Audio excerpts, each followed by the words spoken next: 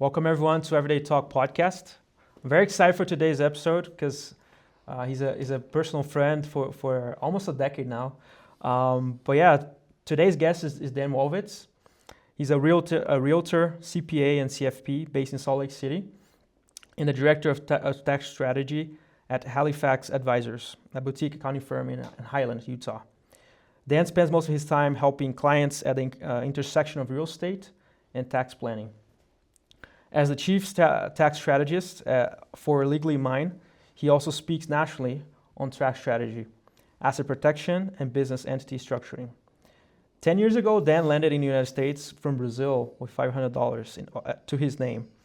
He went on to graduate magna cum laude from the University of Utah, joined Ernst Young, and quickly rose through the ranks of tax management, building a brand real estate portfolio along the way. To keep things interesting, recently Dan acquired a mobile auto glass company. Outside of work, he's a Brazilian Jiu-Jitsu hobbyist and a fan of Formula One. He lives in Utah with his wife Jessica, their golden retriever Zach, and their 1-year-old son William. Dan, welcome to the show. Thank you so much. What a wonderful introduction. Thanks to Claude for putting that together for me. What can we do without, Claude and AI these days? We need it for sure. Yeah. But yeah, it's such a fun time because when I started the podcast, you were like one of the first people that I knew I wanted to bring because, you're a friend from a long time, but also I think you have such an interesting story and you have a lot to share with the audience today. So I think the audience will really benefit from his life story and his advice today. So let's start way back when you were thinking about moving to the U.S., just about studying here. So when you left Brazil to come study here, what exactly made you want to take this leap, to leave your country, home, comfortable life, to move to the U.S.? That's a great question. It took some roundabout, and the reason I came here is not the reason I stayed. So it's actually a very interesting path. It was actually just a feeling that I had of a need to come to the U.S. I thought my whole life was always geared towards Germany. I'm from German descent. The name gives it away. I went to German school in Brazil, served a mission in Germany. And I always thought I'd end up in Germany. My whole life was preparing me for that. But while I was in Germany, I had this strange feeling that it was just, I wasn't ready to go and build a life in Germany, and I had to go adventure and experience something else. And I had this strong feeling that I had to come to the U.S. So I started talking to my friends and people I knew, some of my mission companions that were American, and started to try to figure things out.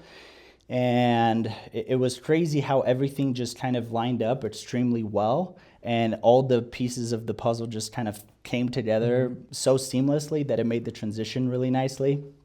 When I went back to Brazil, I was actually going to school in Brazil studying public relations. I did 2 years at the University of São Paulo, and I wasn't really sure what I wanted to do, what I wanted to pursue, but as studying communication, I wasn't really sure what I was going to do that. My mom always said I talk too much, so I thought I might as well go into communications. But I started applying for schools. I applied for BYU, applied for the University of Utah, and this scholarship opportunity showed up at the University of Utah that made so much sense, where I wouldn't have to pay for my education, and I love that. That's part of the reason why I love studying at the University of São Paulo. It's a public school, and public schools in Brazil are subsidized by the government. But I got this full ride scholarship, and there was a friend in São Paulo who was from West Jordan, which was just a 30-minute drive from the University of Utah. He offered me to come stay at his basement and rented it out for me for $100 a month. Oh my God, that's a steal. I don't even think I was paying for utilities at $100 a month. But they were just extremely generous and gracious. I actually just met with him this past week. I'm helping him and his wife find a new place and figure out what they're going to do with their current home. But just met with him this week. They were phenomenal, and they were such a huge step for me to come here. Came here, as you mentioned in my intro, with very few resources. I sold a bunch of my stuff in Brazil, and I bought my tickets. I had about $500 to my name. And I remember as soon as I landed in Utah, I was like, all right, I need to find the cheapest phone I can get, and I need to get a bicycle because I'll just get around on my bike. So I went to a Cricket mobile store, got a phone for $20 with a $20 rebate on it. So it was like a free phone. Yeah. My phone bill at that time was like $15 a month. I went to Facebook Marketplace, got a bike for like $40, and I just started figuring out life. Yeah. It was interesting that I had this prompting and this feeling to come to the U.S. because I had no family here. I had no friends truly here. I didn't know anyone. I had never been to Utah. I had been to the U.S. on vacation, but mostly East Coast, New York, Florida. But I had never been to the West. I had never been to Utah.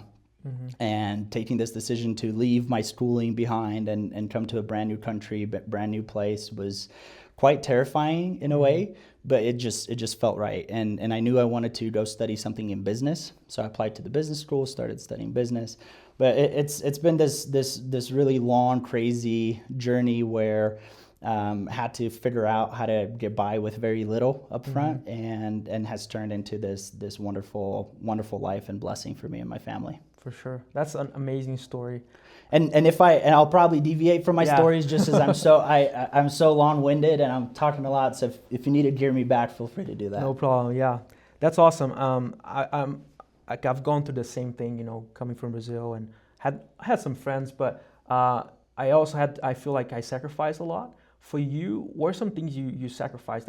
Maybe some people are not aware that, they see your life now, and they're like, oh, it's an easy life, or you have a good life now, but they're not aware of what you had to go through to sacrifice and give up. There's definitely a lot of sacrifices that comes along the way. When you're in a new culture, speaking a new language, it's hard to fit in sometimes.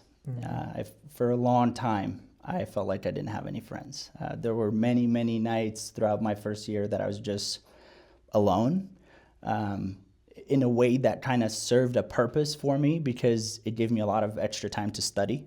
So I often talk about that I spent my 21st birthday. I moved here a month before I turned 21. Wow.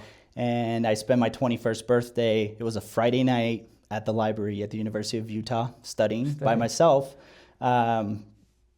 One, because I felt behind. I felt like I needed to catch up based on where everyone else was at. I was at this honor cohort. Everyone had great GPAs, and I had never been a 4.0 student in my life before. And I'm like, I better catch up.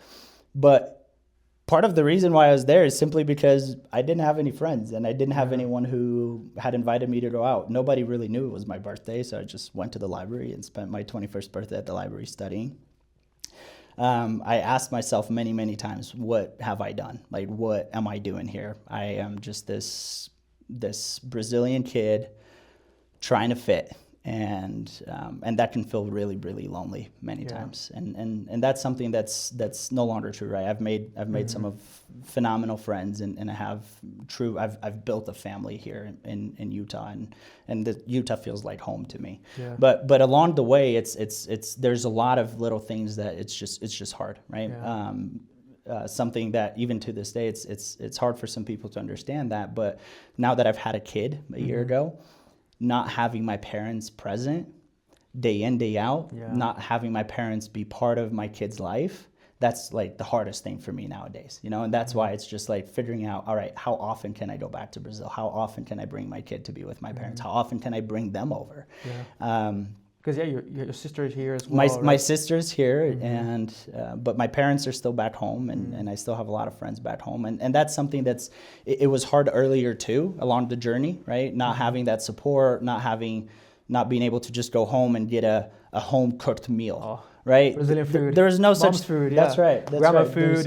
There's no going back home and having a home cooked meal. Right. It was. I was on a very strict budget. I was on $1 budget per meal. That was my budget when I moved here. Did you have the pass to dine on campus? Or? No, I never got that because that was crazy expensive. Yeah, it was crazy expensive. So what I would do though, there was an app that you could find free food on campus. No way. And it would show, they're like, oh, they're having ice cream at this spot, or they're having like pizza at this spot, and they're having, I mean, like events. forget about health, right? Yeah. I was just trying to survive. And it's just like the Maslow hierarchy, right? It's just like survive first, like calories. I just needed calories. Free calories were great calories. That was like my motto, basically, you know?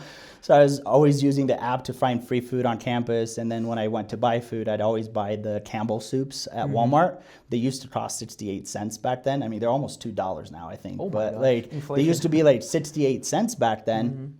And that was my meal. I would go and I'd buy a bunch of them. And whenever I couldn't find free food, I'd just have one of those Campbell soups. So I was on a very, very strict budget because, as you can imagine, the $500 ran out really fast, right? $500 is not a whole lot. No, and even when you're only paying $100 in rent, right? It's $500 doesn't go that far. So when I first moved here, I started applying for a bunch of jobs on campus, and I couldn't get any jobs. I thought I had a good resume. I thought it was okay, and I thought people would like me, and I thought I was friendly.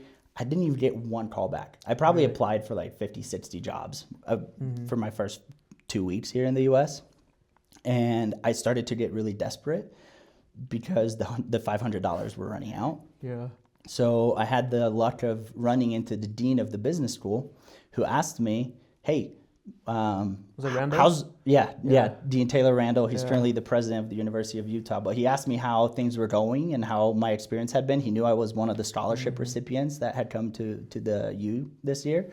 And I told him how everything was great. I was loving it. It was a great experience.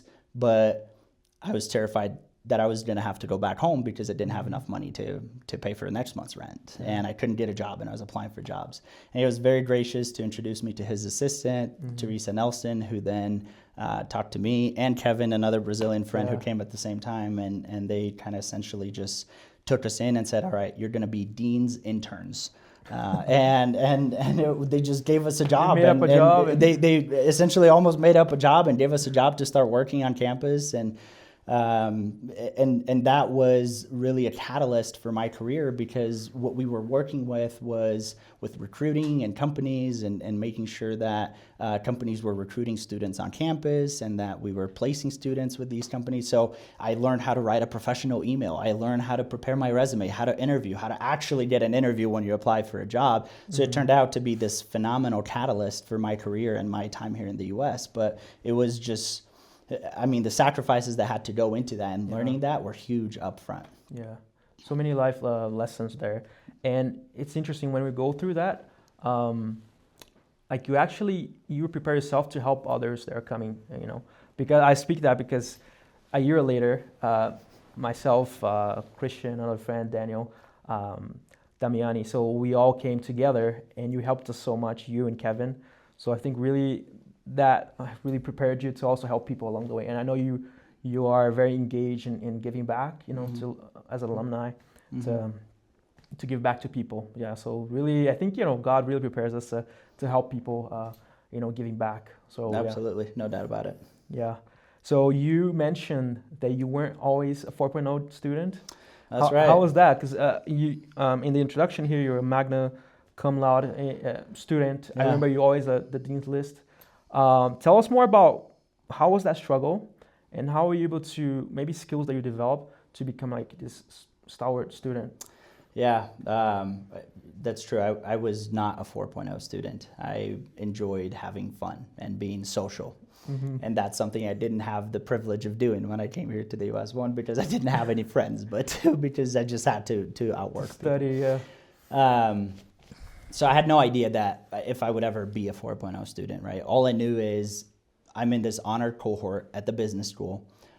The average GPA was, I don't know, 3.8, 3 point whatever, right? Like these students have like high GPAs, high achieving. They've done a bunch of things. They have all these extracurricular activities. And that terrified me in a way.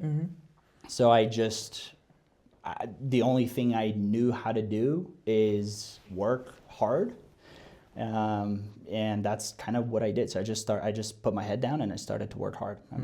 I'm probably not smarter than any of these guys and these people that are in this program with me, but I can for sure outwork them. Yeah. And that's everything that I did. So I would spend hours and hours and hours studying like crazy, just to be at the right level.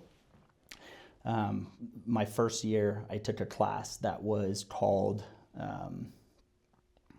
what was it called? It was called something about business thought. Oh yeah. And it was... It's one of the core? One of the very beginning fundamentals class in business school, where you learn about all these philosophers and all their thought process. And it was crazy for me because the homeworks that were assigned, these texts that we had to read, and the whole class was, you go home, you read a bunch of texts, and you come to class and you discuss, and you get graded based on the level and the quality of your discussion in class.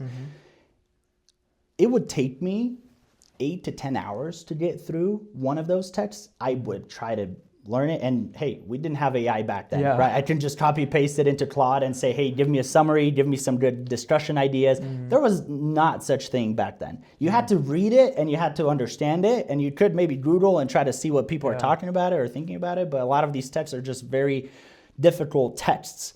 And for a non-native English speaker, those are even more difficult. Takes more and my effort, friend, for I sure. saw my friends, they'd get through it in an hour or two and be done, and it'd take me 8, 10, 12 hours sometimes to get philosophies of business thought. That's what the class was called. Principles of it. It doesn't matter. One of those. Was it Jeff Nielsen? No, I don't remember the name of the professor. I know he was I think teaching that class. Yeah, I don't remember the name of the professor, but that was in my first semester, and I thought I was, that class in itself almost made me give up being here in school and saying, hey, I'm not qualified to do this. Yeah. And I worked so freaking hard, so freaking hard, and I studied so many hours and I put so many hours, and first semester turned out and I got a 4.0 GPA, straight A's in all the classes. And I said, wait, maybe I can do this. Maybe it's just in my mind that I'm not a 4.0 student. Maybe it's just a combination of putting the work and then just putting your mind to something. That's something I'm a huge believer of. We really create our circumstances. We are the own creator of our path. And it's all about our attitude and how hard we can work towards something. And if we have a positive attitude and we work towards something and we truly believe that we can do something, there's absolutely nothing that's going to stand in our path. So first semester came and went. I got a 4.0 GPA, and I said, all right, well, 4.0 GPA, that's the new goal. My goal was just to survive and get by and not flunk and not lose my scholarship. And I said, all right, if I can do 4.0 this semester, what about I can do 4.0 next semester? And I did that, and I got 4.0 all my semesters, except for, and this is no shade to my wife, but the semester I started dating my wife, I got an A- and a B+. That's okay. And that took me down from summa cum laude to magna cum laude. So I finished with a 3.977 GPA at the University of Utah, with a degree in quantitative analytics and accounting. So like almost a double major. I didn't finish the accounting degree, but I got an emphasis in accounting. I took all the accounting classes. I didn't want to waste time with all the fluff classes. I just wanted to learn all the accounting. I wanted to learn all the economics, but ended up with a 3.977 GPA, and it was okay. Nobody asks about my GPA nowadays anyways, but it was something that was a big goal, right? And I worked towards it, and it paid off that I took some time away from the studying to be with Jessica, who's currently my wife. Bring some balance, right? Yeah, just to be with the wife. Yeah. Awesome. I love that you bring some of the mindset that really can enable people to achieve their dreams. Have you always been this way, or how did you develop that? I don't know that I've always been this way. All my high school teachers and my fundamental school teachers, they always said, "Oh, Daniel has so much potential, but he can't focus, he can't sit down, he can't be still, he can't whatever, he doesn't just apply himself," right? So I feel like I haven't always been this way, and a big change and a big pivotal point in my life was my mission. I give a lot of credit back to the 2 years I spent in Germany as a missionary and for the Church of Jesus Christ of Latter-day Saints. I took those 2 years, and it just, a lot of people always said, hey, you're going to go on this mission. And in Germany, people don't really like to talk about God. They don't really like to talk about Christ and belief, right? and it's just this closed and hard culture that you're going to have a hard time dealing with, right? And I believe that for the first 8 to 9 months of my mission. I'm like, oh, I'm just here to do what I got to do and serve the people and love the people. And that was my focus. I'm like, I'm just here to love people and serve people. And I love that, the idea about just being able to spend the 2 years almost like putting yourself second and forgetting about your own life and just focusing on other people's lives. And that in itself is beautiful. But I had forgotten about my purpose. The reason I was there was to invite people to come to Christ. And I kind of almost just said, well, I'll invite them, but like if they don't want to come, that's fine. Yeah. Until I read this, I think it was a talk from Elder Ballard or something, but it's called Create Success. And that was a very pivotal moment in my life. It talked about, hey, if you want to baptize people, think baptism. Like all of your thoughts need to be surrounded that. If you want to be successful, you have to just, every single thought, every waking hour that you have needs to be focused towards your purpose and what you're trying to do. And it's up to you. It's not up to anyone else, right? Obviously you can't force anyone to do anything, but it's the idea of, it's really up to you how successful you're going to be in your life and how successful you're going to be in your goals. And I hadn't helped anyone be baptized up until that point in my mission. It was 8-9 months, and from that point on until the end of my mission, I had multiple baptisms every single month. Ended up baptizing over 20 people, and where the average baptism per missionary is less than 1. It's like a half a person baptism per missionary, and not to say that that's makes me a better missionary or a worse missionary, but it just turned this focus and this idea in my mind. There's just this switch that clicked, and it's like, it's all up to me. It's all up to me. My outcomes in my life, what I'm going to achieve and what I'm going to do, it's really up to me. And I applied that to my mission. I applied that after my mission. I applied that through my schooling. I applied that to my career. I applied that to my marriage. It's all up to me. It's up to me if my marriage is going to succeed. It's up to me if I'm going to be successful in business. It's up to me if I'm going to be a person of integrity and honor. So that was a very big pivotal moment in my life. Yeah, it's like a shifting point. Yeah, absolutely. Yeah. It's powerful. I think some people think it's like woo-woo, magic, and philosophy, but really it brings that resilience, but also the ownership. Like you take ownership of your life, and you go, like you said, you got here. Like, okay, only $500, but you gotta walk around and talk to people, get a job. If you didn't have like the positive attitude, talk to Dean Randall and okay, talk to him like, hey, I need your help with this. Like you really create your circumstance and you build your future. So I think, people often tend to get to this victim mindset, which is not helpful. No, absolutely not. Just blame people on a situation. There's nothing that bothers me more than a victim mindset of like, life is hard, and life. Don't get me wrong, life is hard. It is. Yeah. And I see my privilege, and I've had a lot of privilege in my life, and I've gotten handed a lot of opportunities that I've wasted sincerely earlier on in my life, right? But I've gotten handed a lot of opportunities, and I made the most out of them. So I see my privilege, and I accept that, right? But I also have seen my struggle, and I've seen the life that I've had to lead in order to have the life that I have today. It's even in the simple things, right? When I moved here, I don't know why I remember this, but it's just this one instance. I got here on a Wednesday. I had onboarding in college Thursday, Friday, and I had to figure out where to open a bank account. I didn't have simple thing, but like something so simple, right? I'm like, where am I going to put my $500? I mean, should I just keep my $500 in my hands, or where am I going to put this $500? Yeah.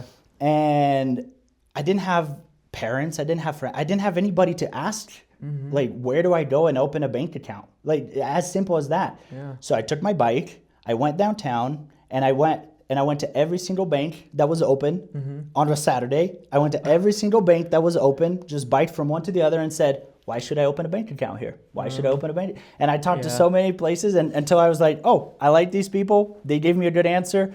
I guess I'll put my money here. And then I learned that I couldn't open it because I still didn't have a social security number, and I still have whatever. But essentially it was just something so simple, right? That you would think that it's just like almost like a given. Yeah. But it's like you just create that circumstance yourself. You just go and find a way to make it work. Yeah, life just doesn't happen. You got to make it. And I think opportunities will come your way, because a lot of people say, "Oh, you're lucky," But luck comes to those people that are ready, they're working for it. So you shared a lot about your early days here. What are some things that, looking back to the young Daniel, like 20, 21 years old, what are some advice you'd give to him that, maybe if you had someone like you were to me, like a mentor, that would have been helpful to you? That's a good question. What advice would I give to my young self?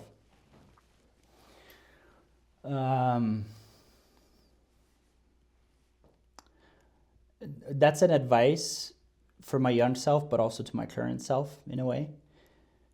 Just enjoying the process a little bit more.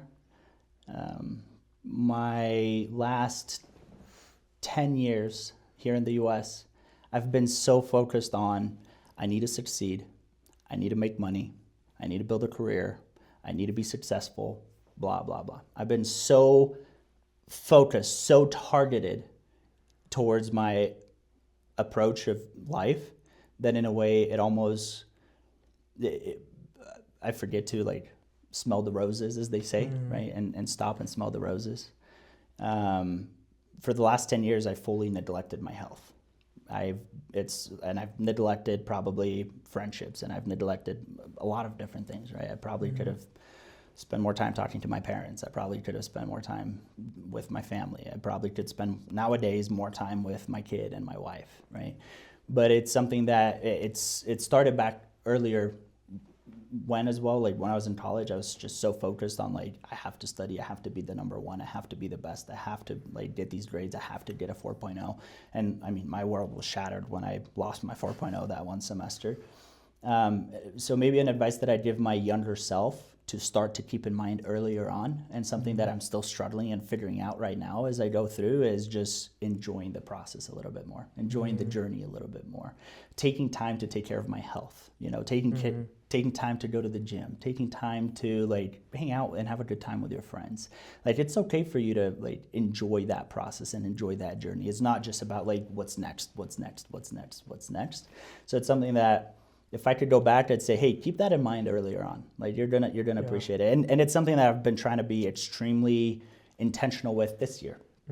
So for me this year, I do have very lofty business goals, and I have very lofty goals around my career, but those are not actually at the very top of the list. Those are about the third level on the list. My first goal is get closer to God. Remember to put God first.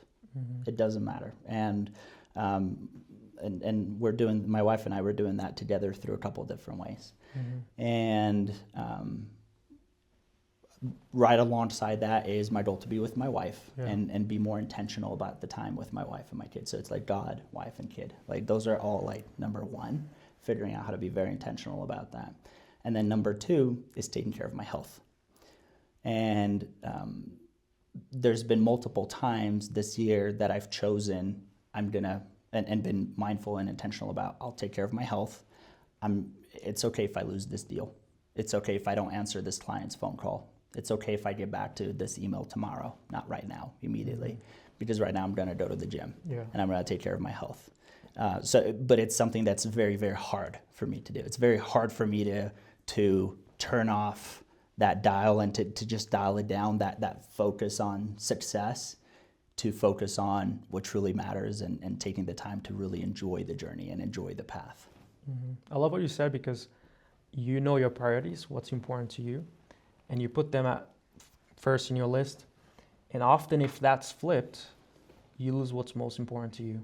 I think a lot of, we hear a lot of business people saying like, the same thing, that if they had focused more, and maybe some are divorced, whatever happens to them, but they regret it, right? And I think like you can't, even like it's more potent, you're a more potent businessman if you're working on those things, right? Like, because you have healthy relationships, you have this confidence with God, and you're healthy, therefore you can work more. You feel, I think your mood is better, right? Like Absolutely. So many little things that absolutely trickle down because you focus on that. Yeah, absolutely. That's amazing. So we talked a little bit about your personal life, but let's go back to your college years. What made you You talked about QAMO, quantitative. Quantitative analysis of market-centered organizations. It's Yeah, a very I always long. forget what it stands It's for. a very long major name to say business economics Yeah. with an emphasis in the math side of it. Yeah, I remember you guys were just study so much, like your class. I would look at the homework like this is too much. But tell us, what made you decide to choose that major and also accounting? Because it really influenced what your career today, right? Yeah, this is actually a really good question because. So one of the first classes I went to was by a professor called Scott Schaefer. To this day, he's probably one of the most brilliant business minds that I know. Just like there's no one who knows as much economics and how businesses truly work like Scott Schaefer. And it was just business econ one-on-one, and I sat down in that class and I said, whatever this man knows, I need to learn.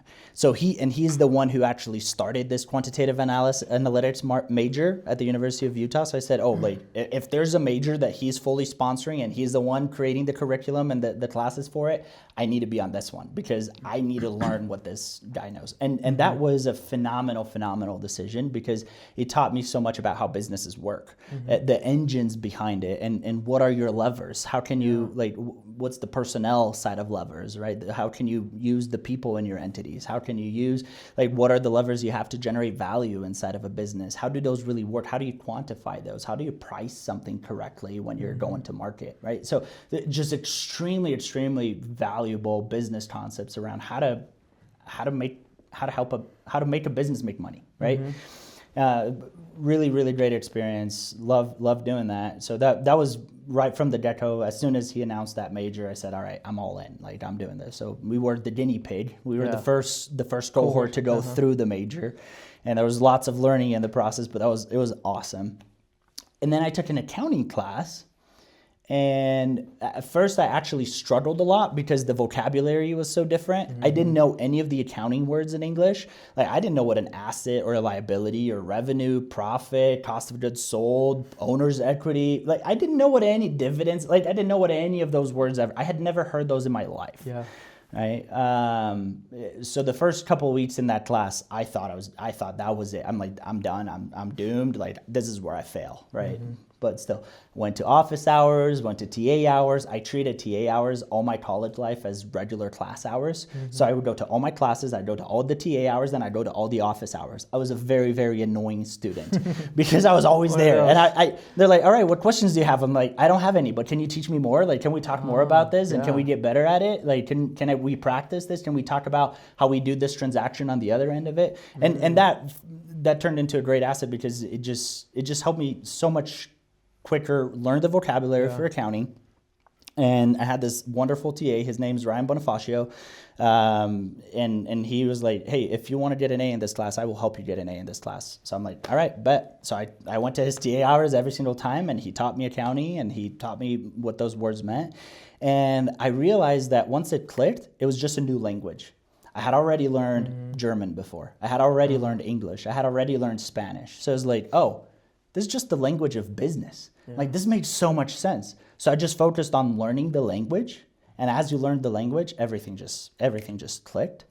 Makes sense, where I still saw a bunch of people around me struggling.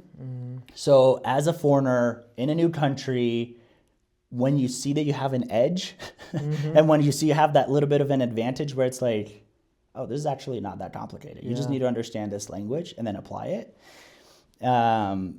That's why I was like, I need to do accounting. I need to do this. So I declared a double major so that I had access to taking all the accounting upper division classes. I took all the accounting upper division classes, and then at the end of the day, I'm like, oops, I just guess I won't graduate with my accounting degree because I didn't do all of the marketing and the admin, business admin, and I didn't do any of those core business classes, but I did all of the accounting classes because I wanted to learn the language, and then I did all the quantitative analytics classes. But back to your question, and this is a big long circle that I'm going on to explain this, but I did business econ and quantitative analysis because I wanted to learn how businesses work. I did accounting because it was a language, and I felt like it came naturally to me once I learned the vocabulary and the language behind it. Not only that, but it was a very safe and stable career. So it's a recession-proof profession. It doesn't matter if how the markets are doing. It doesn't matter how business is going. Businesses don't survive without accountants. Yeah. Period. And in addition to that, it was a very stable career.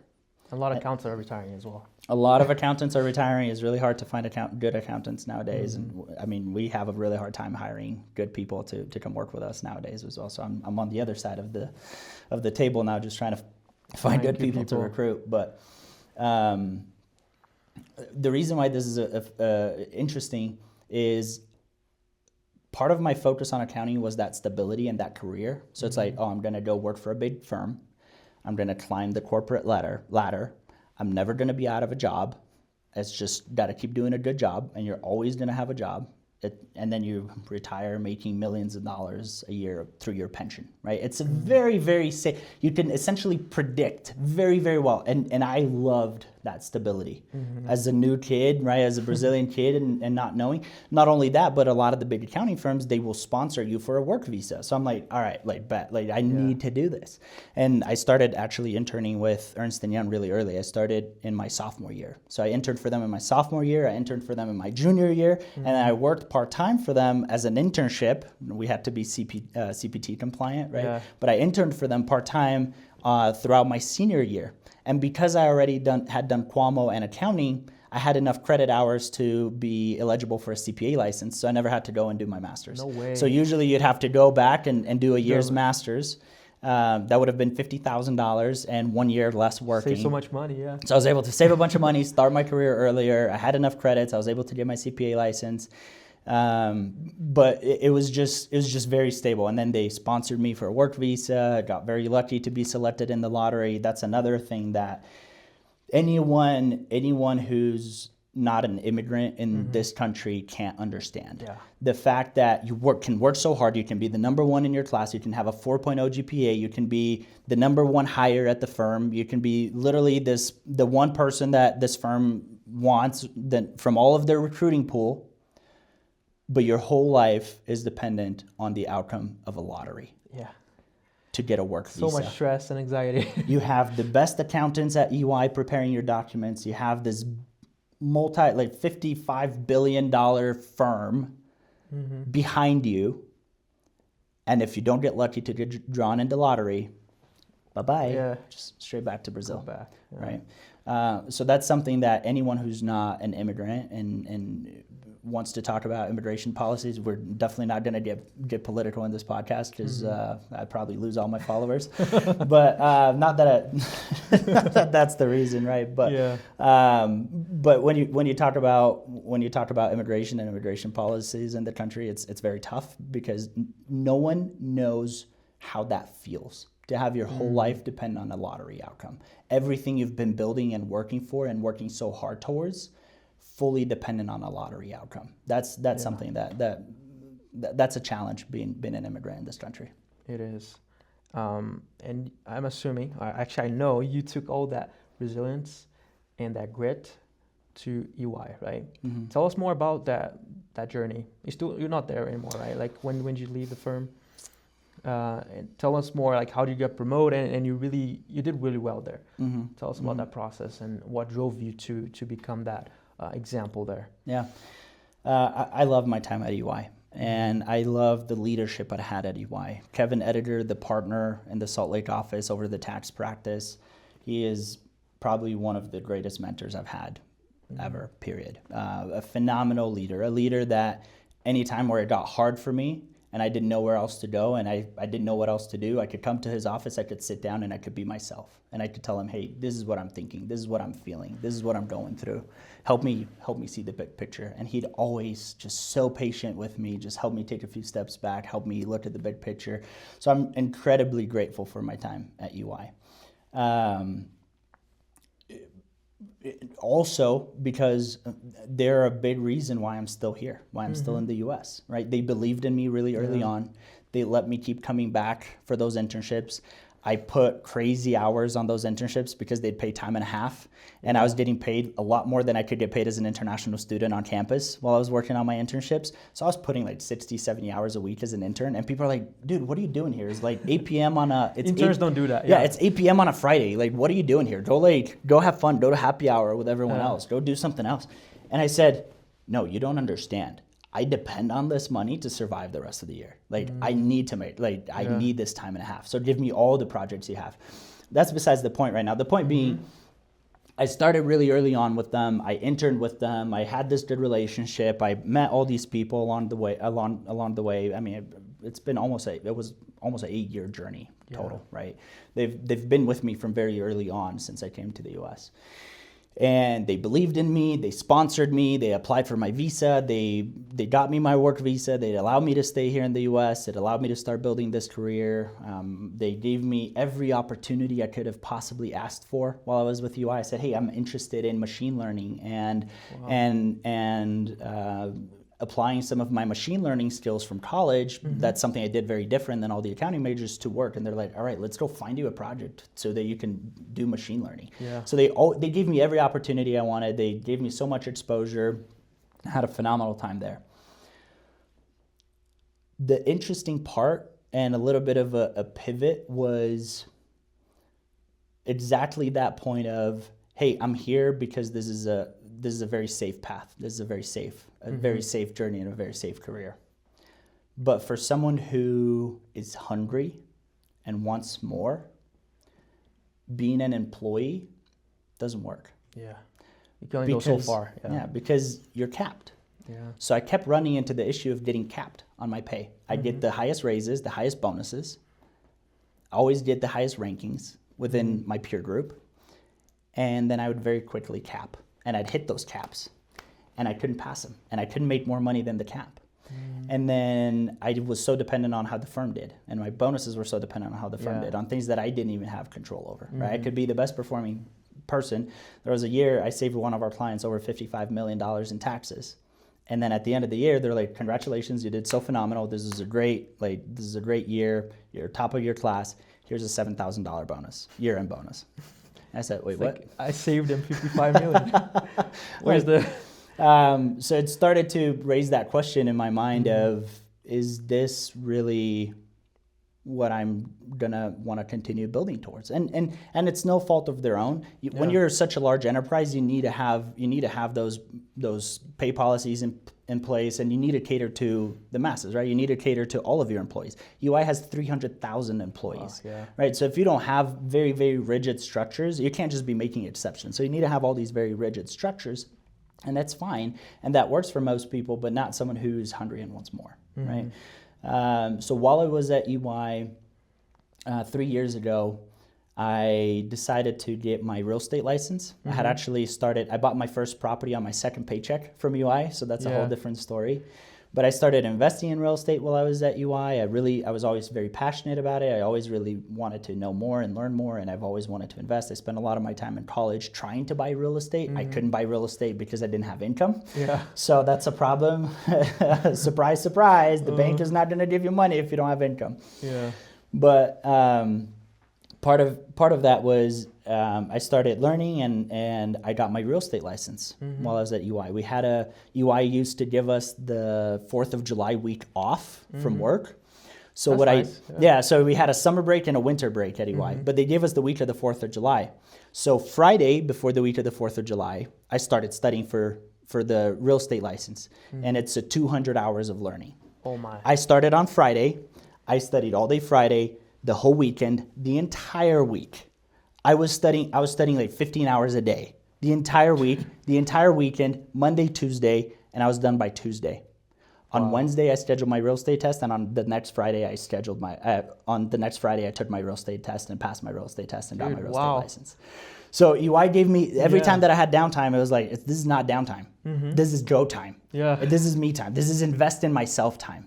So I spent that whole time just studying for my real estate license. It took me 2 weeks from when I started and I said, I'm going to get my real estate license until I have my real estate license on hand.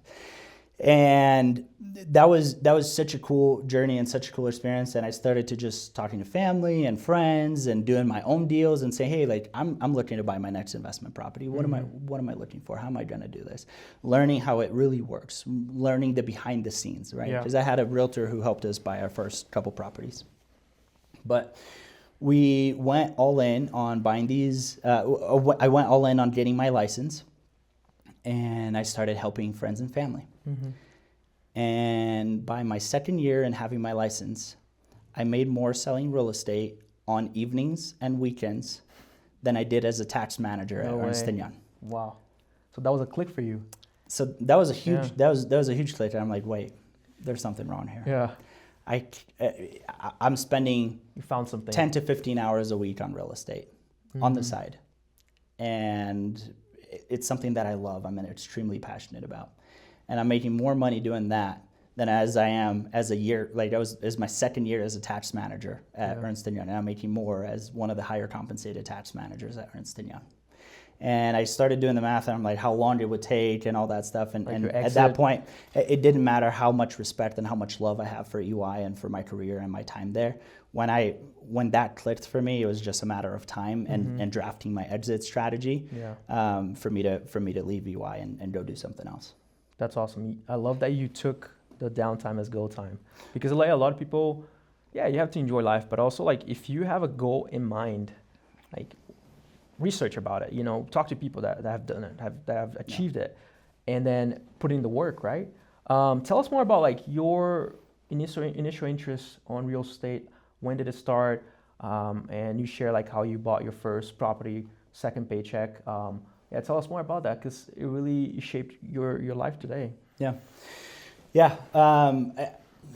In business school, you spend a lot of time around business people, right? And you always hear real estate, real estate, real estate, real estate. Real estate's actually the biggest tool to create millionaires in the United States. It's one of the biggest tools for creating wealth and generational wealth.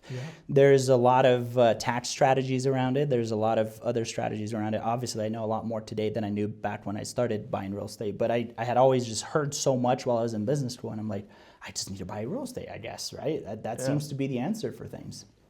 So almost a little bit naively, right? I started saving up, and I joked that my second part-time job or full-time job while I was a student, first time I was a full-time student, and I was working part-time on campus. But my other part-time job was applying for scholarships. I applied for hundreds, probably close to 1,000 scholarships while I was at the U. Wow. It was literally a full-time job for me to just find scholarships and apply for them. I got $179,000 worth in scholarships total in my 4 years at the University of Utah. Not only to cover school, but also like expenses, right? Yeah. So it covered my housing, it covered my food, it covered other expenses. And then when they ran out of things to pay, they just reimbursed me and wrote me a check that went into my bank account, right? So I would have not been able to save money for a down payment on a house had I not taken it that seriously to be applying for scholarships, which is a big plug. Anyone who's in school right now, if you're not applying for scholarships, you're doing it wrong. You should be applying. There are so many giving people and people willing to invest in you and your education and your future. If you're not taking advantage of that, my friend, I'm sorry, but like that's on you. That's not on anyone else. Besides the point. The point being, that allowed me to save up money for a down payment, having that additional money come from scholarships and some of the money that I saved from my internships at UI. So I had the credit score. I started building the credit score because I learned that as a sophomore, and I'm like, oh wait, I don't just need a bank, I need a credit card. I'm like, oh okay, well I got a Discover credit card, right? Like the student Discover credit card. And I still have that credit card open because, as you know, if you're building credit, you need to keep the average age of the credit accounts you have matters. So that's my oldest account is my Discover student card. So I will never close that thing up. But that was the first credit card I got. Started building credit. Started saving up for a down payment, started learning about it, studying as much as I could, going to conferences, going to like meetups and trying to learn what people had to say. And the one piece that I was missing was income, because I was only a part-time student at the U. That's not enough, making $10 an hour. That's not enough to qualify for real estate. So as soon as I got my letter from UI telling me, hey, here's your salary, here's your start date, I called up a realtor that I knew and I said, hey, here's my situation. I want to buy a property. Can you help me? And he's like, all right, let's draft up a plan. And he introduced me to the vice president of, back then it was Academy Mortgage. Right now they just got bought out by Guild Mortgage, but introduced me to the vice president of Academy Mortgage. She was extremely helpful. She told me what I had to do. And she's like, all right, we just need 2 paychecks. So we started, before I even started my job, I started working towards I'm like, all right, getting all my documentation in place, getting everything in order. And I just needed 2 paychecks. So it was like a month and a half into being at UI, because you get paid in arrears, right? So it was a month and a half until my second paycheck came through. But as I started working at UI, I was already looking at places and writing offers, and I put an offer on a place, and it was probably the best purchase I've ever made, because I cash flow over $1,000 a month on that property. I still own it to this day. It's a 700 square foot condo up in the Avenues, 2 blocks away from the UI office. Oh, wow. Which was amazing, because I didn't ever have to pay for parking or gas to go to the office. So I was always trying to think that frugal mindset and save money, and I just still ride my bike to the office and back. Sometimes I'd walk, and it was just that was my radius. That was what I told my realtor. I'm like, I want to be within a walkable / bikeable radius from my office, and here's where my office is going to be. So we started looking, and as soon as I had the second paycheck, I closed a couple of days after my second paycheck came through. I closed on my first house. And that just, that catapulted a lot of the success that has come out of my investing in real estate, was just getting in early. A lot of people think that real estate is this get rich quick game, and you couldn't be further from the truth. There are ways to make quick cash and money in real estate. It's not by buying long-term buy and holds in real estate. This is a very slow and steady game, but it's an extremely powerful game, because you're using leverage on a real asset. And now if you can get that real asset covered and paid for by someone else using other people's money, so you're using a safe, leveraged asset that's appreciating using other people's money. That combo combo in itself is just one of the most powerful tools to create long-term generational wealth. And it was just a matter of time until I was able to buy more property. Right? I didn't think I'd be able to buy as many properties as quickly as I did, but that was the first step. And even though I bought it and I could qualify for it on my own, it was a 2-bedroom condo, and I would live I'd stay in the smaller room, in the smaller bedroom that could barely fit a desk and a twin-sized bed. It could barely fit. I could go touch my laptop from my bed. It was like a small bedroom, and I had a large bedroom. But what I did was I stayed in the small bedroom and rented out the large bedroom for a good friend of mine, Reeves, who would stay in the large bedroom with his girlfriend at the time. So I was able to rent out the large bedroom, and that subsidized half of my mortgage. So I didn't have half of my mortgage was always fully subsidized, right? Until the day I got married, and when I got married, I kicked him out. But Reeves is a great friend of mine to this day, and I actually helped him buy his first property that he house hacked the same way that I did. I think his total cost, and Reeves, forgive me if I'm wrong, but if I remember correctly, his out-of-pocket cost on a $600,000 house that he bought is about $400 a month. $400. So he is paying $400 a month while he has a $600,000 asset just sitting there building value and appreciating. That's amazing. Yeah. Wow. So that's. I think one thing that, as you talk about your story, is, and I think a lot of immigrants are guilty of it. They are just content with they get blocked, right? Like, okay, I can't do this. I don't have the visa or whatever, and they don't do research. And it seems like you're never content. Or like, okay, no, there's always a way. Scholarships, I'm gonna apply to as many as possible. You do research, and that just empowers you to and it's a compound. Now you have so many opportunities that come to you, or you found. It's kind of life hacks, right? Yeah. That's amazing. Absolutely. I mean, while I was in college, everyone told me I had to get my master's of accounting or else I'd never be a CPA. That was the talk track. That's what they tell you. I mean, obviously they want you to go do a master's. That's a lot of money to pay for a master's of accounting. And they're like, no, you need a master's. You need a master's. There's no other way. There's no other way. All it took was, let me see on the NASBA's website, what are the qualifications to become a CPA? Sorry, just NASBA CPA qualifications requirements. Here's the requirements to sit for the exam. Here's the requirements to qualify for a license. If you don't qualify under this one, there's this one and this one and this one. So you can pick one of these 4s, and all of these are ways to qualify for a license. And I'm like, guess what? I don't have a master's of accounting. I don't have an MBA, but I do meet this criteria that has all these credit hours, then that has this split between accounting and business upper division classes, and that has this whatever. And I'm like, I brought it up to the school because I'm like, you guys keep telling me, and they were still like, no, you should just do a master's because it's a safer way to do it. And I'm like, but it's saying here. But I don't need to. Yeah. And they're like, no, but we'll give you have a 4.0 accounting GPA, we'll give you 50% off scholarship. And I'm like, yeah, but that's still $25,000 and a year less of work and employment and work experience. And they're like, no, but like that's really the way that you should do it. So it's just like not being happy with it, like not being content, and just saying like it's just it literally just took me one Google search to figure out that saved me $25,000 and a full year doing a master's that I was able to get ahead and start my career early, start making money early, buy real estate early, invest early, and do all those things earlier. And that additional year of compounding is going to make a huge difference in the future as well. It already makes a difference nowadays, but it's going to make a huge difference. If I hadn't bought that first property,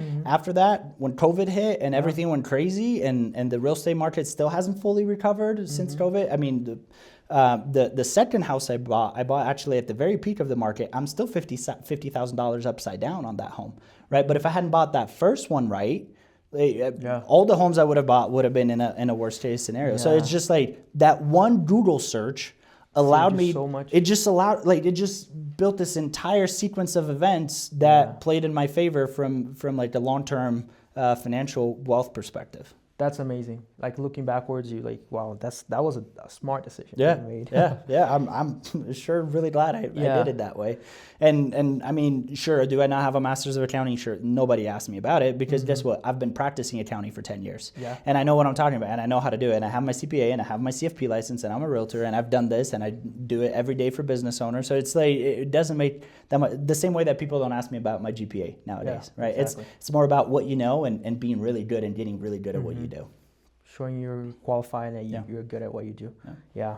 On the realm of accounting and like taxes, what are some of the common mistakes that people make, and even businesses that like they should stop making?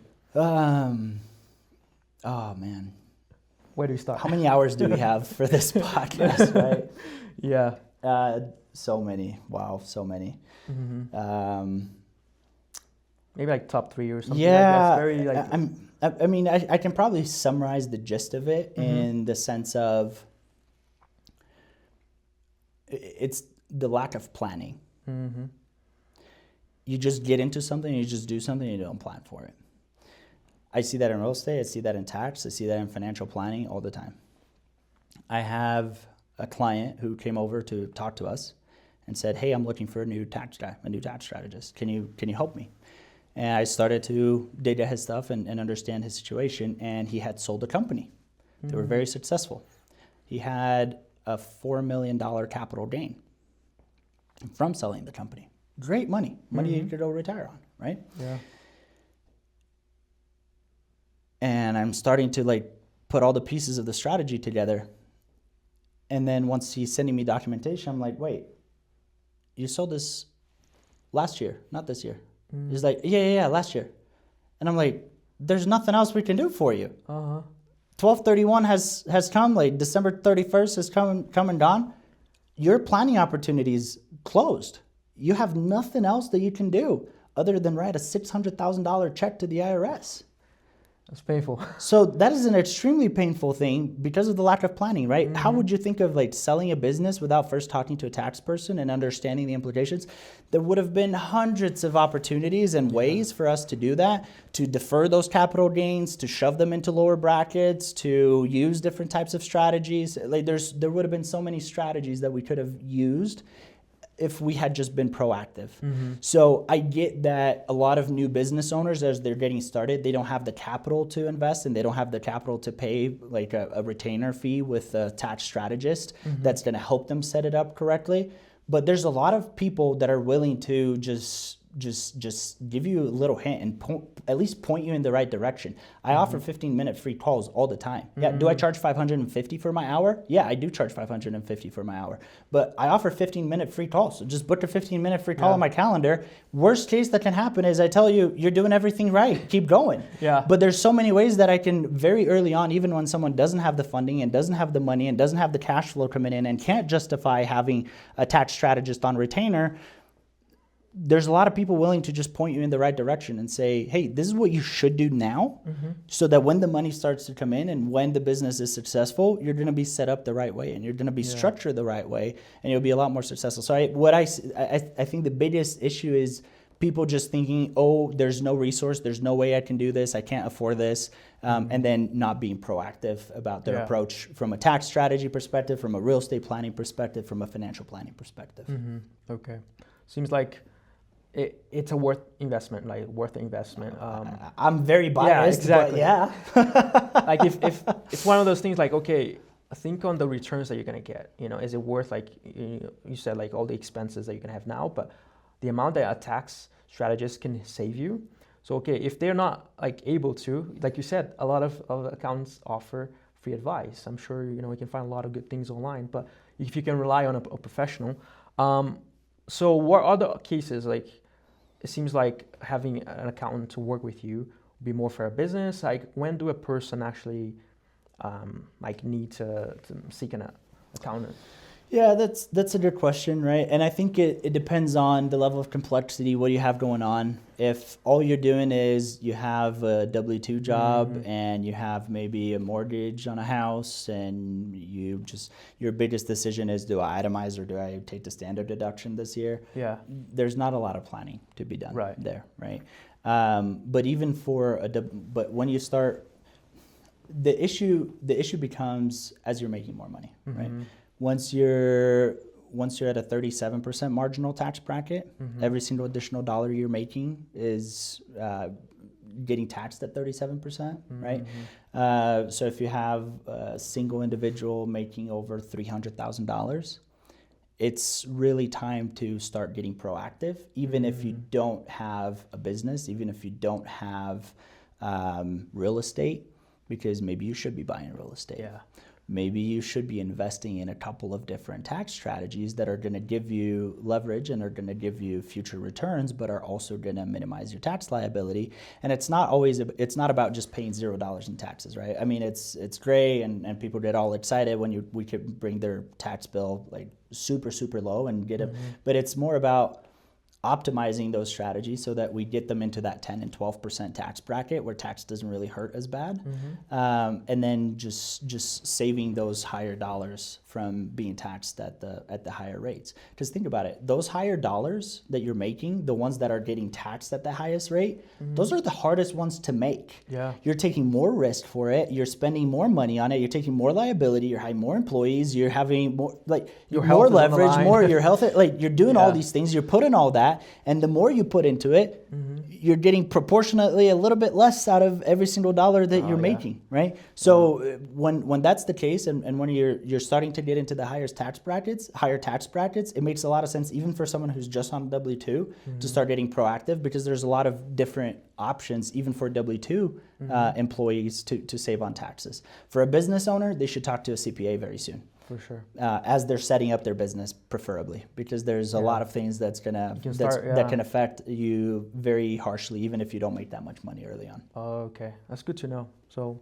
great advice there. Can you share, without mentioning names, but I think in your page you had a great example. But mention an example where you're able to save a client a lot of money. I think the one I'm thinking is like you said that someone was like with an accountant for 16 years, and then she came to you, and then you retroactively were able to get some money back. Yeah. Share us more, maybe that story or other success stories. Yeah, that's a very nuanced case because there was a real reason to go back and amend prior year tax returns. Most often than not, my recommendation is to leave the prior years be, because you don't want to be just unnecessarily raising any red flags. Yeah. But this individual's accountant had actually missed real deductions that had to be taken, so we had a real reason to go back, and we could amend up to 3 years of tax returns. You can't go back further than 3 years, but we amended those 3 years worth of tax returns, and we're able to generate significant savings.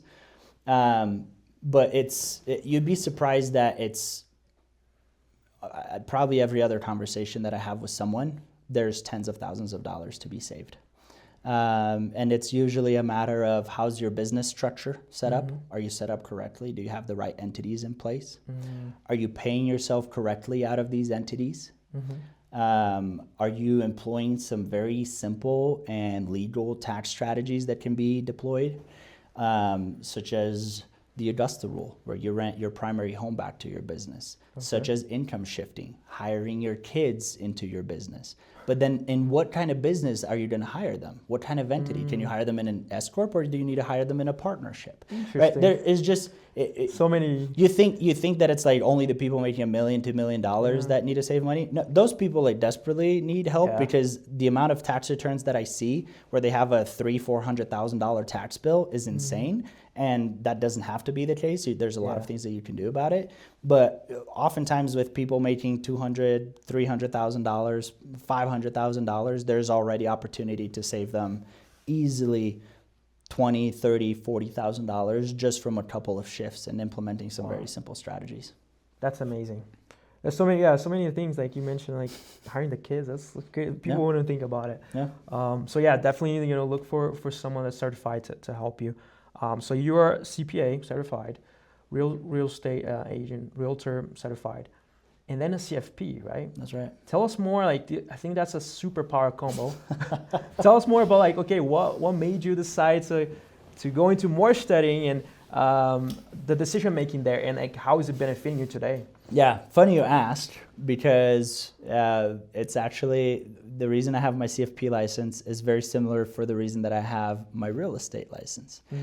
Now, getting a CFP license is a lot harder than getting your real estate license. It takes a lot more time, it takes a lot more effort, and the test is a lot harder. It's very comparable to the CPA exams. Okay. And the CPA exams took me about a year to get through them, just to give you an idea of studying a lot.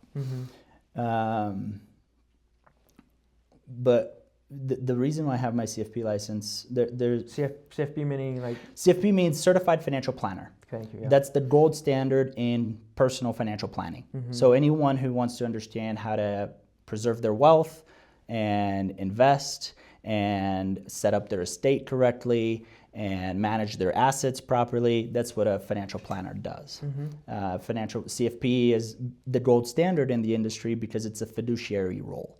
A fiduciary is you're responsible to put the client's interests ahead of yourself. So you may have a product that if you place someone, you may make a higher commission, or you might take a higher percentage, or might make more money.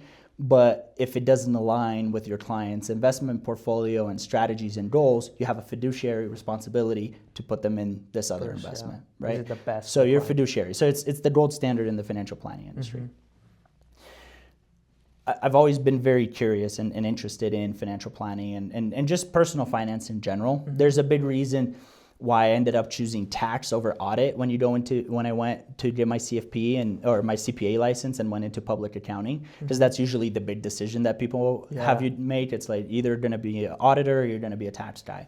And I ended up choosing the tax side and individual tax specifically, because I understood that tax was one of the largest liabilities in most people's financials. And I'm like, if I can fix this problem for people, I'm always going to be adding value.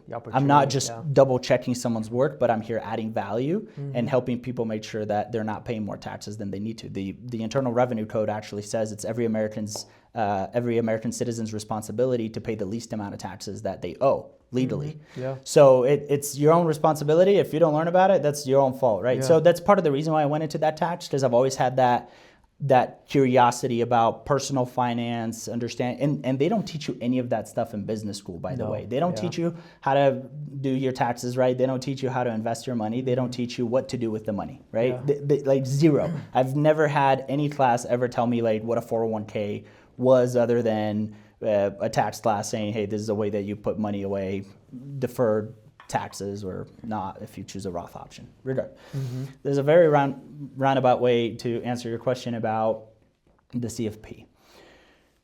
Very similar to my real estate license that I got while I was on that 1 week break from EY on a summer break. I had parental leave. Okay. So my son was born in January last year, 2025. And EY gives you 4 months of paid parental leave, right? 4 months plus some PTO plus some whatever. It's a good parental leave. Downtime again. Yeah. So I took about a month to really just focus on being with the wife and the kids. Yeah. And the kid, not plural, not yet. Not yet. One is plenty of work for now. Yeah. But I took a month to be with the wife and the kid and family and just focus 100% on that. I didn't do anything. But the kid was born right before tax season. So I had a plan and a conversation with the wife that because she had parental leave from her work, I'd go back to work. I'd work through tax season, and then I'd take the remaining 3 to 4 months of leave after tax season. So I'd be able to help my team, get them through tax season, and then she was staying home with the kid anyways. But when that second portion of the parental leave came around, I'm like, wait, I got a baby that I can take care of, but I've always wanted to get my CFP license. I've always been curious about it. I've always wanted to learn what a financial planner knows, because I know a lot I already knew a lot just from learning myself and studying. And there's a big portion on the CFP exam about taxes, so that wasn't an issue for me. But I really was curious about it. So I said, why don't I just take this time and study for my CFP license? So I took my parental leave to, one, sling as many real estate deals as I possibly could. Go time. It was go time. Yeah. My kid, and I have proof on social media, but my kid is in real estate videos with me. I was doing reels I was shooting a listing video for a new property coming on the market. My kid was there with me. I got him, one of my clients actually got him a onesie that said, it was realtor in training, and then there was the photo of a crib, and it says, I've got the perfect crib for you. Just as so that was a client got that for me, so I put that on my kid, and I brought him into a listing of a video. So what I used that time for was, one, go time on real estate, sell as much real estate as I possibly could while I'm still getting paid a salary from UI. Sorry, UI, but it was a great time. And to get my CFP license. So I signed up for the courses. I took the courses. I had to do a capstone class to prove that I was qualified to. As a CPA, you don't have to do all the prior learning. You can kind of fast track a little bit of the learning piece of it.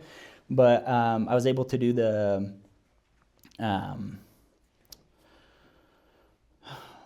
sorry, I lost my train of thought.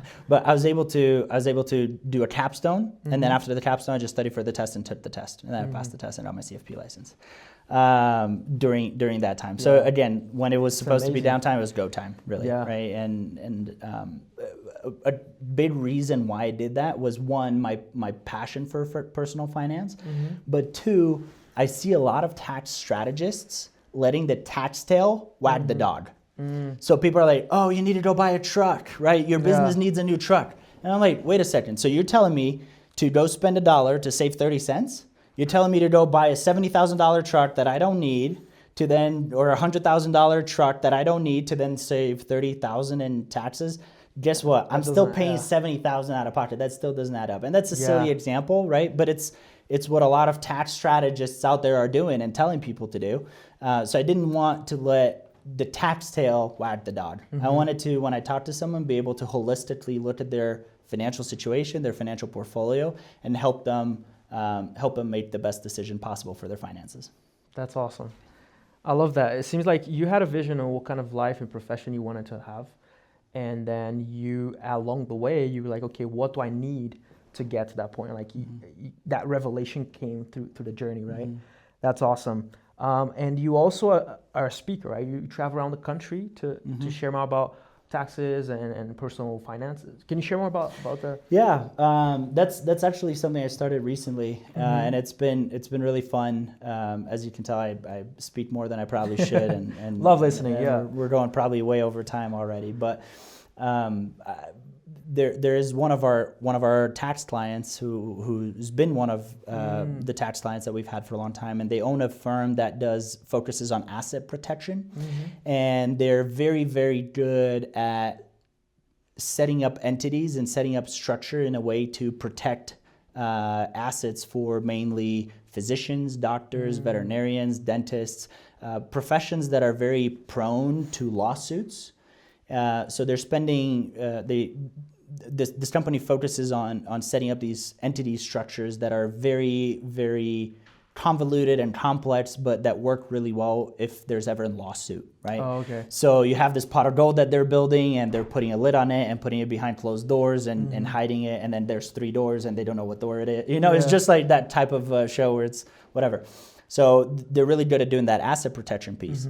But as they're doing the asset protection piece of it, it generates a lot of tax strategies and tax savings opportunities. When you have these businesses and you're structuring them correctly and you're putting the right entities in place.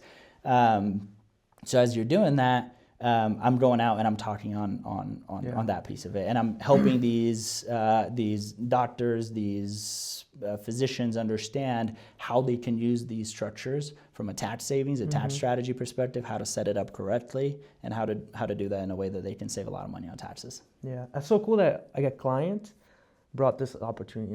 I think in real estate or the area that you are working on, there's so many opportunities that will come your way. There's a lot of synergy. I mean, I hate the word, but there's just really so many synergies between real estate, tax, personal finance. It's really all in one just big thing, right? For sure. You can't talk about real estate and not talk about taxes.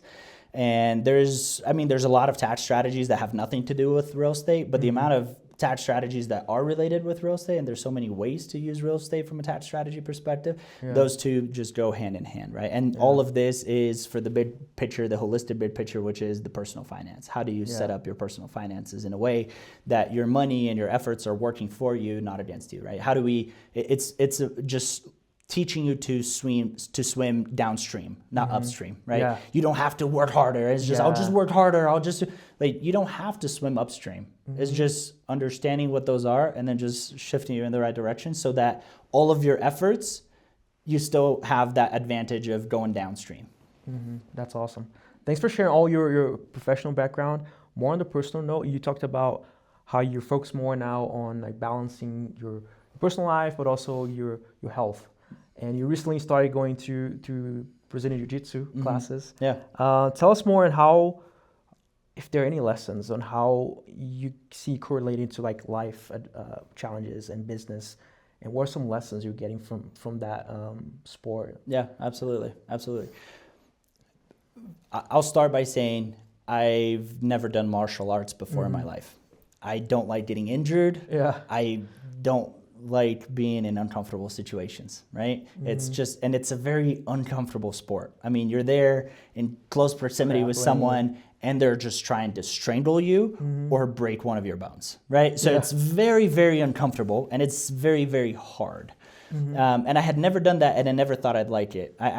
We just moved offices up in Highland and there's a jiu-jitsu gym across the street. And I only started going there by accident because I went to get a photocopy and I met the owner and the owner was like, you need to come here.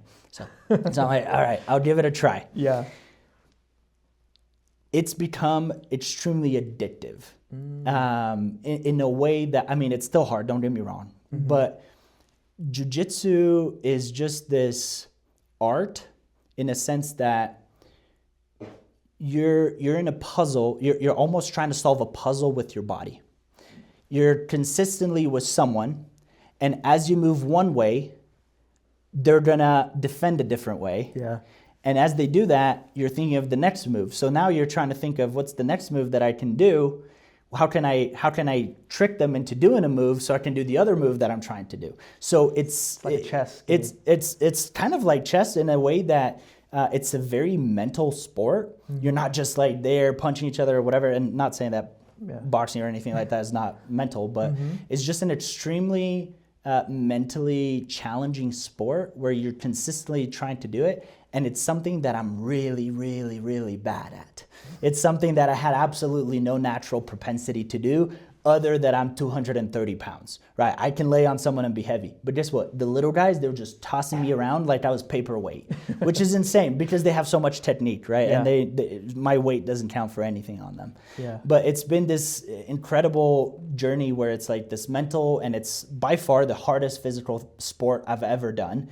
You go on a 5-minute sparring round with someone, you're just Exhausted. looking for air later. You can't, like, you're just totally gassed. You're just laying there with your back on the floor, just like questioning all of your life decisions. Yeah. But it's become a big passion of mine. I try to go 4 to 5 times a week. Before tax season, I was going like 6 times a week. So it's just become this big passion of mine, and I'm really excited about it and start progressing in it. But it's really cool because you're there, you're consistently like mentally trying to solve these puzzles, but then at the same time, it's a phenomenal workout, and just I've been feeling better than I've ever felt. That's awesome. It seems like also it gets your mind out of work in a way that's like so healthy. Oh yeah, you can't think about anything else. Yeah, trust me. Just like, I need to survive this. How do I get out of this situation? That's right. You're just like, all right. Oh wait, they're choking me. Like, oh wait, like how am I gonna get my hand over here so like they don't choke me? Yeah. And then how am I gonna get out of this? Right? Yeah. It's just, you can't think about anything else other than, all right, what do I do? Yeah. Well, then it's been an amazing conversation.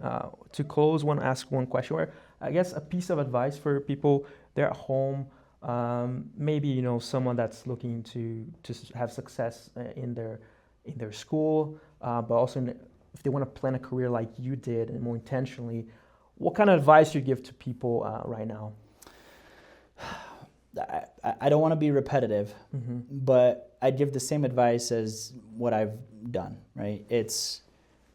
If you want to be successful, it's really up to you. There's no one that can block you or can be in your way. There's going to be challenges and there's going to be hurdles, and you're going to have to learn to overcome them, but it's all in here. It's all about your attitude. It's really all about your attitude and how hard you're willing to work, how much effort you're willing to put. So if you're working already 10 hours a day and you're not getting results, guess what? You could work 12. You could work 14. I've worked 16, 17-hour days many times, right? I still do to this day. I try to avoid those because I'm trying to focus more on being with the wife and being present, being in health. But there's nobody holding you back. You're the only person holding yourself back. So just believe in yourself and go after your goals. That's a great advice. And where can people find you? Yeah, great question. I'm on Instagram, Wealth by Dan. I also have a windshield company, as you mentioned. I know we didn't. We didn't cover much. Forgot to get into that, but I have a windshield company. If you need help with your glass, you can go to JW Repair and Replace. We take care of all along the Wasatch Front. Anyone who needs help with their glass, and social media, Wealth by Dan. That's awesome. Thanks for your time. For you guys, I hope you guys enjoy the conversation. Feel free to share with people you think will be benefiting from this conversation, but make sure to give a like and subscribe. Thank you for your time.